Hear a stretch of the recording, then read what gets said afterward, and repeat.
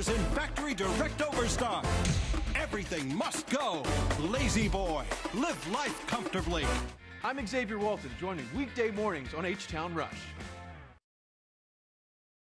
Portions of Great Day Houston contain sponsored content. Products and services featured are not endorsed by Great Day Houston.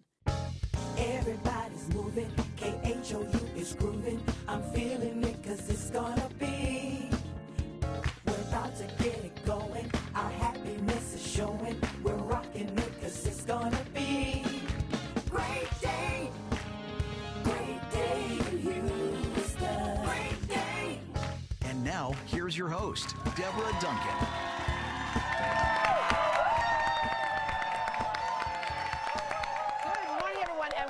Great Day Houston. Okay, like this is no surprise that we would not allow firearms to be in our studio when people come here in the morning as guests. But this guy did bring his guns this morning right here. And Veronica over here was saying that when she woke up to come to the show today, she knew it was going to be a good day, and then you sat next to him and... And guess what? Now it is a great day. Yes, yes, okay, but he's a little concerned. We're going to have to separate you two. Veronica, y'all trade places right now. Scoot it over, okay? There we go. Okay. All right, yeah, you just move on. There we go. Now it's all good. Anyway, okay, so on to other things. If you've been keeping up with the news, and you know developments continue to unfold in the conflict between Iran and the United States. Unfortunately, when something like this happens, Muslim organizations see an increase in attacks against their community. They say they're often misunderstood and demonized. Well, part of the point behind the show Ramy, starring Ramy Youssef, is to demystify his religion and culture through laughter. His family is Egyptian. Something big happened since the last time he was on Great Day Houston. This past Sunday, Ramy won a Golden Globe Award for Best Actor in a TV series. I knew it. I knew you guys were doing this, man. I told you I don't want to be set up. Dude, I came here to pray. That's it. You said you want to do it the right way. The mom already set it up. She's waiting for you in the office. Your mom? Bro, this is so weird, dude. That's weird. Come on, give me a break, okay? You're in a safe place. You got Islamic permission.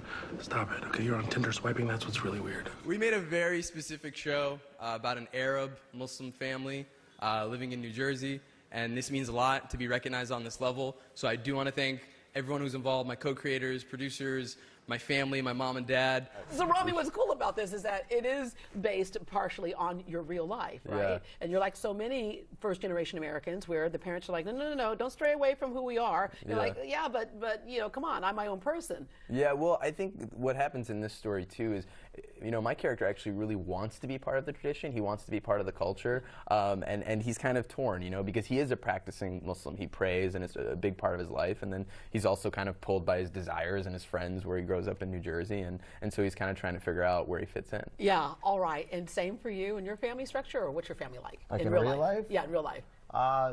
They pray. Yeah, they pray. 5 times a day? Right. Well, and on the show, he's the most religious one on the show, too. Yeah. Christian in real life. Yeah. So, but my parents go to church. I don't. Yeah. I pray. Yeah. When I'm sober. Okay. Okay, so when you were growing up, it's crazy. After 9/11, all of a sudden, Muslim, Arabic, who've always been a part of our community, suddenly became something completely different. Do you remember that moment? I do, yeah, of course. And you know, it was I was young, you know, I was 11, and so it was really, you know, horrifying. It was the most horrifying thing that I had ever seen, probably to this day. But it's interesting when you are Muslim and you are Arab and you kind of feel like, oh wait, is this, you know, it's being said that it's because of us. Yeah. And so you start to feel a fear, especially as a kid, and you know, of yourself. Yeah. And so a lot of this shows even working through those fears and kind of us understanding, you know, who we are and humanizing us. And throughout history, humor is what has kind of opened the door safely for people to kind of come around and go, okay, now you can know the truth. I was telling you earlier, I have a friend who worked in Louisiana in oil and gas, and he's like light skin, curly hair, kind of like right here. Hey, take off your hat. Yeah, okay. Yeah. So people would always mistake him for, oh, you're Creole. He said, no, I'm not Creole, I'm Arab. No, I'm not Creole, I'm Arab. After 9/11, he's like, I'm Creole. But he felt like he had to hide. Right. And there was that moment where people felt like they had to hide. Yeah. But with this show, you're able to kind of bring it out and open. As I said, it makes it a safe way for someone who's closed off to realize that it doesn't define everybody. Yeah, this is us, you know, really, you know, in this limited look at it, right? It's just this type of family in North Jersey, this Arab family, and yeah, we are, you know, proud of who we are. Yeah. We're saying, hey, you know, we've been telling you for a while we're Puerto Rican, but we're actually not. Yeah, right. We're coming out. You say, you say that some of the things you talk about, like, I'm Muslim, like, like from the news. Yeah. You may have seen our show. Yeah, the news. Yeah.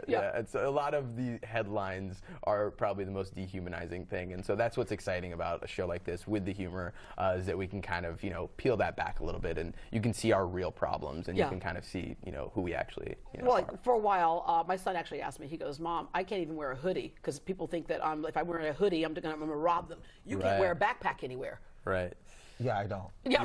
Yeah. Okay. For you, have you ever had, personally, people come up to you and challenge you because of you being Muslim? I think it comes up in weird ways. I mean, I think, of course, like kind of growing up, there's a little bit of defense. And I actually used to be like, no, like I'm from Egypt. Because people be like, you're Middle Eastern. I'd be like, no, I'm in Egypt. It's in Africa. I'm black. It was Middle East before, and now we're putting it back in Africa, right? Where it really is. I told everyone in middle school that I was black. And that's, Creole guy. That's when they got really suspicious. Everything was fine until I started saying that. And then I was like, and the crazy thing is actually most Muslims in America are black. And these are the types of misunderstandings that we don't have. We kind of tie it with being Arab, or we tie it with a certain look. But it's so expansive, and there's so many different experiences. What do you think the biggest misconception is? Like for just how we look at people, period, right? Misconceptions. Yeah, biggest one, Dave. Yeah. For me, or just Arab? No, I want you to just on a real... And you coming into the mix, as a Christian. That they think that there is no Christian Lebanese people. So they'll be like, oh, you're Muslim. I go, no, I'm Christian. They're like, oh, what's that? Like, they don't even know that exists. There are a lot of Arab Christians, so they don't even know that that's there. Yeah, no one does, And that's part of another misconception. That's another misconception. Yeah, I mean, there's so many things, and I think it's always important. You just got to meet the people and know, just put faces to these things that don't have faces when it's just headlines. And so that's what's really exciting about doing it through comedy. How did the show come about? It really came from my stand-up. I was doing stand-up, and I was talking about not just my culture, but talking about faith in a way where I think people don't really associate someone like me as someone who prays 5 times a day, or somebody who actually believes. It's always this. I asked him today. I go, so do you pray 5 times a day? You go, I try to. I try my best. I try my best. Yeah, and so it was really talking about that through comedy and realizing, I don't think people associate that with our generation. It's always kind of this thought of, that's like old school or whatever, and really kind of trying to show that no, this is something that's still really alive and that helps me be a better person, and how could that come out through comedy? Yeah. Where did your sense of funny come from? Family. Yeah, family. My uncles are so funny. My uncles are funnier than any comedian that I've ever seen. Like just sitting around, like. Right? Why is it always uncles? It's always that one at the wedding. You're like, oh, look, there's Uncle Eddie. Stop it, Uncle Eddie. It's the uncle with no kids. He's and shouldn't have any. That uncle. Yeah, because if you have an uncle who has kids, that's actually a dad. But you need like the uncle who's just an uncle. That dude will tell you stuff about life that that he shouldn't tell you. Yeah. And Dave, where's your sense of funny come from? Oh, my dad. Yeah. Dave's dad is so funny. We did a show the other night, and Dave's dad, like all the people come out after the show, and Dave's dad like cuts in front of us and starts talking to all the women in the audience. So Dave's dad is acting like that uncle. Yeah. Truly, your dad has uncle energy. He does, but he loves my mom. Yeah. I'm gonna wrap up with this. Comedy. We can look at it as just entertainment, but it has such a place in society. Yeah. I think so. I mean, I think it can open people's minds a little bit. I don't think it's where you should get your facts or your information. What I love about comedy is that it doesn't have to be right. Right. We kind of play with the subconscious feelings, and I think if you watch this show, you might just be a little less certain about what you thought you knew. Yeah. And hopefully you challenges what you thought you knew. By the way, Ramy was flagged by the TSA. They swabbed his Golden Globe Award and put it through the scanner. The entire first season of Ramy is streaming on Hulu. For more information, visit greatdayhouston.com.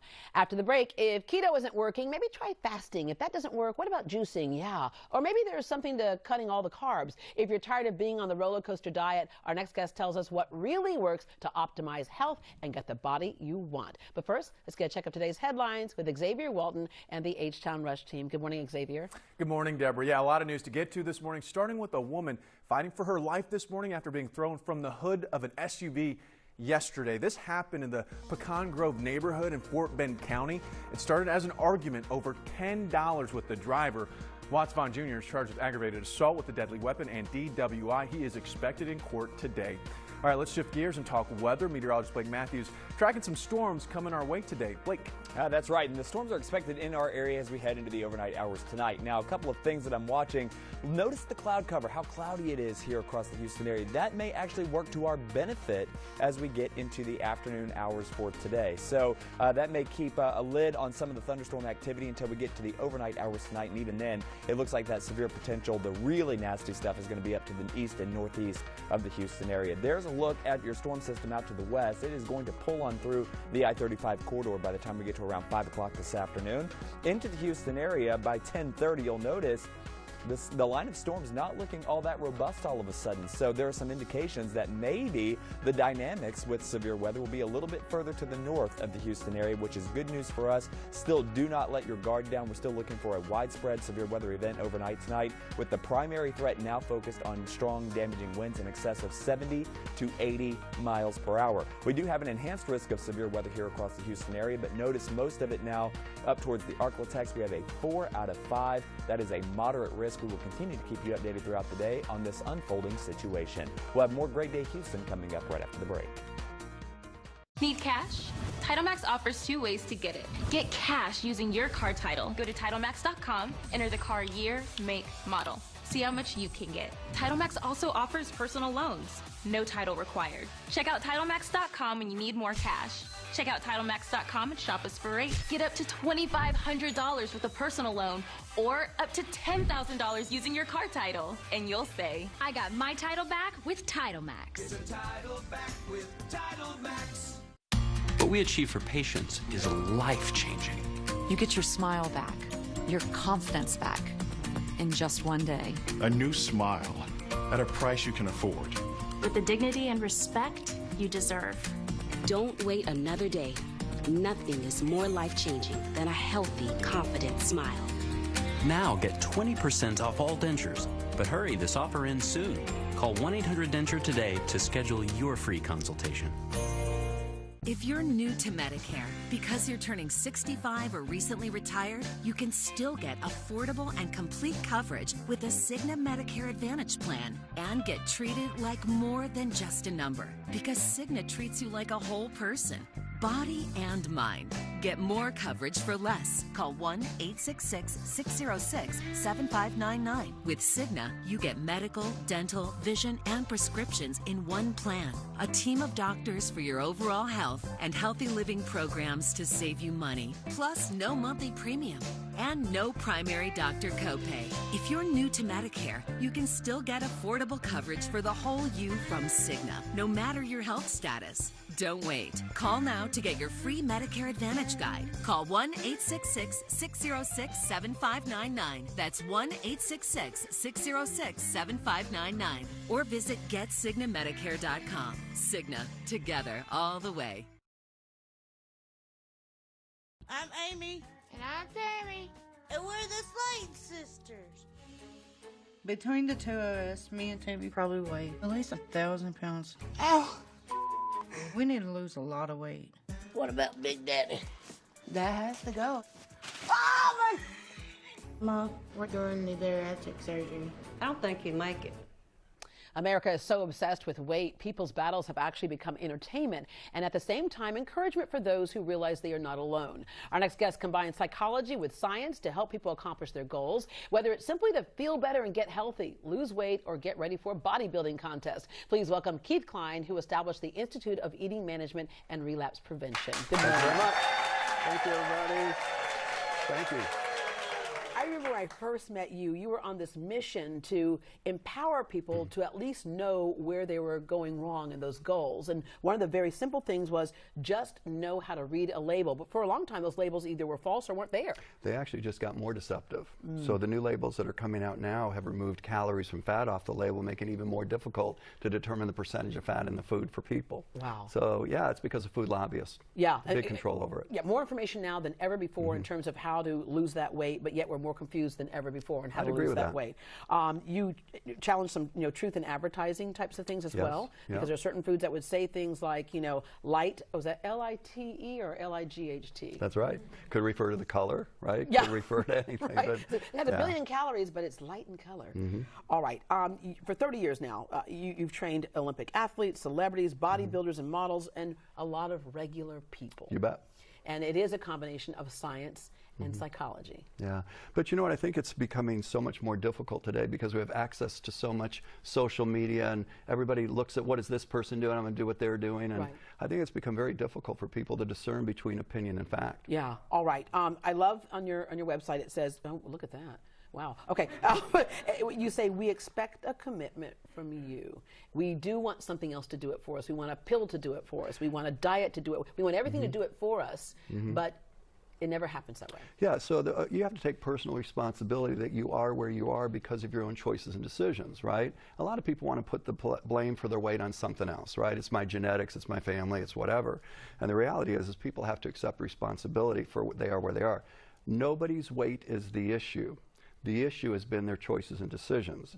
The problem is if the industry at large is deceptive in how they present their foods to you, how can you ever change it if you're being deceived? Yeah. All right.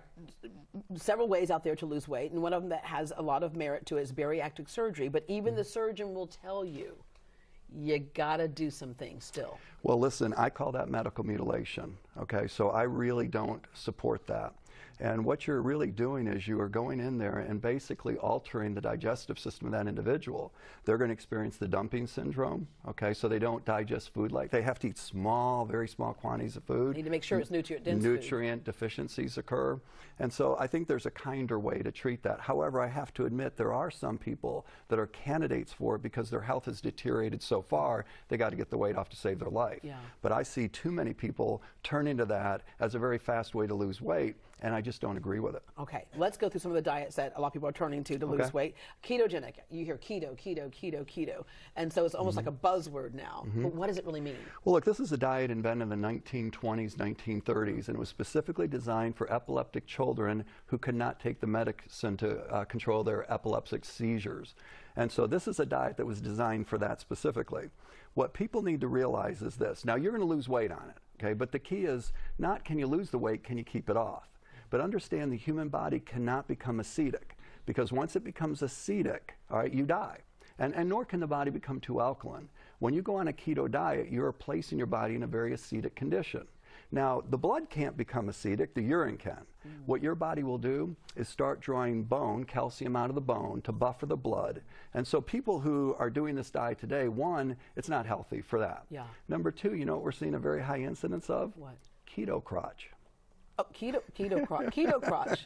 Yeah. Okay. Well, listen, you would never go buy a bottle of acetone and drink it. But when you create ketones, you're also creating acetone, which comes across on the breath. It smells bad. Yeah. Well, gynecologists are seeing an uptake of keto crotch. Oh, wow. Oh, wow. Okay. Yeah. That doesn't, yeah, so you lose the weight, but you don't have as much sex. So it's like, or as many friends anymore. Right. Low carb and no carb is kind of what it sits in, right? It's actually beyond that, right? And so when you don't have carbs, your body has to have something to operate off of.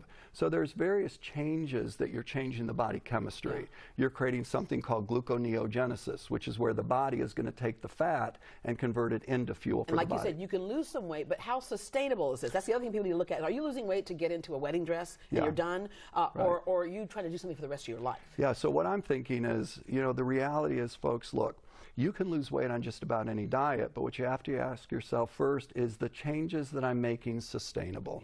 Because if they're not sustainable, you're not going to keep it off. All right, or you might die. Okay, Mediterranean diet.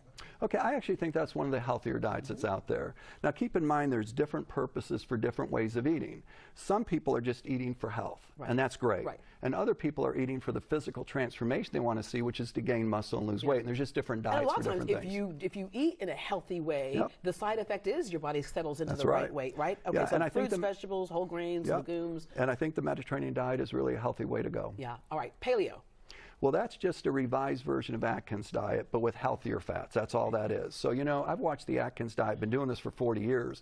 I've watched it come and go 3 times. Oh, if it was so good, wouldn't it stay? Yeah, right? And so while paleo is just an adaptation of Atkins, it's kind of the same program. Yeah, when you look back at the Mediterranean, the thing is, it looks like it has all the food groups in there, but whole foods, right? Okay, intermittent fasting. Okay, so this one I have an issue with because what I think people really have to understand is there's 2 different types of weight loss, right? There's fat loss and there can be muscle loss. And I can't get an athlete more muscular by cramming more food into each meal.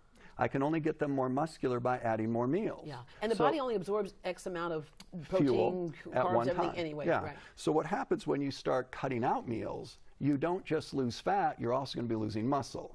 So I'll tell you, intermittent fasting works pretty well in young people, but I'm in my mid-60s. It's not easy to hold on to my muscle anymore. If I start eating less meals, my muscle will just disappear. Okay. Juicing, that's a big deal now too. People are like, oh, I'm just going to start juicing and I'll lose weight and get healthy. All right, so the problem is you better read those labels on those juices. Just because it says juice doesn't mean that it's going to be healthy. And smoothies are the same thing. That's right. So this is how much sugar is in 1 can of regular soda.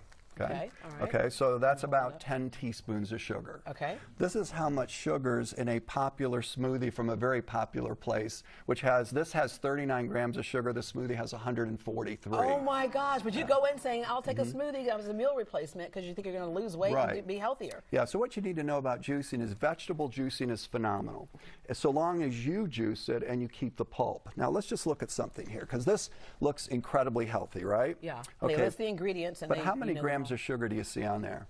Let's see. Oh, wow, 53 grams. Can of Coke only has 39. Oh. Now, again. And I'm looking at broccoli and peaches and pineapple on here. But do me a favor, look at how many grams of fiber in it.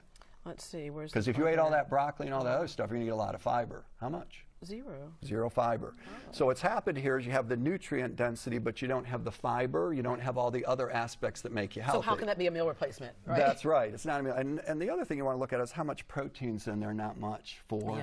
Yeah, so look, if you want to ask this 2 different ways. One way is you can say, Keith, is this healthy? I'd say, yes, I think it is. Yeah. But if you said, is this good for dropping body fat? I'd say, no, it's not. Okay. So different ways of looking at it. And I guess I'm going to sum it up with any time that you're having to do something that's so against the grain of naturally doing something, you got to question it. If you got to look at a clock and now I can do this, or you have to do the fasting thing, if you have to eat your food by drinking it, so you got to ask yourself. There's something to those fad diet type things, but ever since man has been alive, there's a certain thing that the body just does with food. Yeah, and you know what? I watch people trade short-term pleasure for long-term misery every day.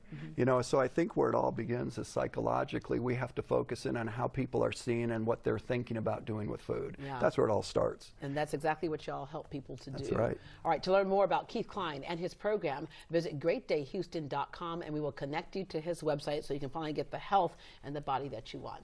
Coming up, instead of deprivation, Keith agrees many of us can start with making better bad choices, right? Instead of just taking everything away. Our next guest made over her husband's comfort meals and turned the recipes into a cookbook, The Dude Diet. Serena Wolf, did you sneak those changes onto your dude's plate to see if he'd notice, or did you tell him about it first? We'll find out after the break. She's got great facial expressions. Eric, looking at the current flow at 250 millibars. It's pretty zonal up north. Do you see that defined orange line? There's the front. I can't remember the last time I've seen that pattern this time of year. We're talking a front. We have lots of moisture to work with. Let's look at P-Watts. Wow, that front pushes all the way through, David. We may be about to get an unusually cool weather pattern for this time of the year, but we could have some very heavy rain before that front dries us out. I mean, never a dull moment. How many officers have to die before someone tells the truth? My husband is dead because of you. I refuse to believe it's impossible to prevent another suicide. A new Blue Bloods tonight at 10/9 Central on CBS. I got a friend request from God. My friends and I have been searching for who's behind it. And this weekend, we're about to find out.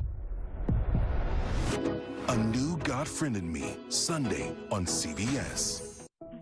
If you have diabetes and take insulin, you know low blood sugar can be scary. You might start to sweat, panic, worry you might pass out. You may even feel like you're falling. That's where I come in. Ooh, gotcha. Hi, I'm Gvoke PFS, the first liquid glucagon for very low blood sugar. I'm a pre-mixed, pre-filled, and pre-measured syringe, so I'm easy to use. I can be used even before passing out, and I restore blood sugar back up to safe levels. Now, remember, do not use me if you have a specific type of tumor. Use with caution if you have a condition that causes low glucose levels in your liver. Side effects may include nausea, vomiting, hypoglycemia, headache, and injection site swelling. Get emergency medical treatment after using Gvoke PFS. So, remember me, Gvoke PFS. Easy to use, easy to know you did it right. Pretty easy, huh? Learn more at gvokeglucagon.com.